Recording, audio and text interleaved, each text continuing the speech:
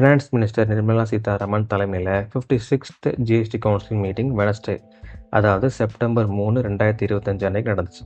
கிட்டத்தட்ட 10 நேரம் நடந்த இந்த மீட்டிங்கில் ஜிஎஸ்டி 2.0, அதாவது 2 டேக்ஸ் டயர் சிஸ்டமான 5% அண்ட் 18% அப்ரூவ் பண்ணிட்டாங்க.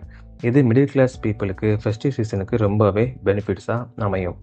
இந்த GST 2.0 daily use items 18% and 12% டேக்ஸில் இருந்து எல்லாமே 5%க்கு மாற்றியாச்சு. எக்ஸாம்பிளுக்கு சொல்லணும்னா, பேக் பண்ண பால், அப்புறம் பன்னீர், ஷாம்பூஸ், ஹேர் ஆயில், சோப், இந்த மாதிரி ஐட்டம்ஸ்க்கெல்லாம் டேக்ஸ் ரொம்பவே கம்மியாக இருக்குது, அதாவது 5%.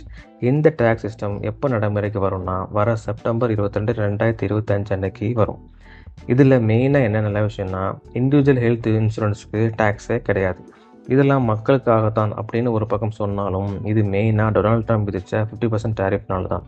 இந்த ஜிஎஸ்டி 2.0னால கவர்மெண்ட்டுக்கு ரெவன்யூ லாஸ் ஆனாலும் அதை சரி செஞ்சிடலாம் அப்படின்னு ஏற்கனவே சில அஃபிஷியல்ஸ் சொன்னதை நம்ம ஷார்ட்ஸில் சொல்லியிருக்கோம். ஸோ அந்தளவுக்கு கவர்மெண்ட்டுக்கு பணம் பேக்கப் இருக்குது. எல்லாமே நம்ம மக்கள் கட்டின டேக்ஸ் தான். ட்ரம்ப் விதித்த 50% டேரிஃப்னால ஜிடிபி இதனால் கம்மி ஏறக்கூடாதுன்னு தான் இந்த ஜிஎஸ்டி 2.0 கொண்டு வர போகிறாங்க. உங்களோட எண்ணம் ஏதுன்னு நீங்களும் கமெண்டில் ஷேர் பண்ணுங்கள்.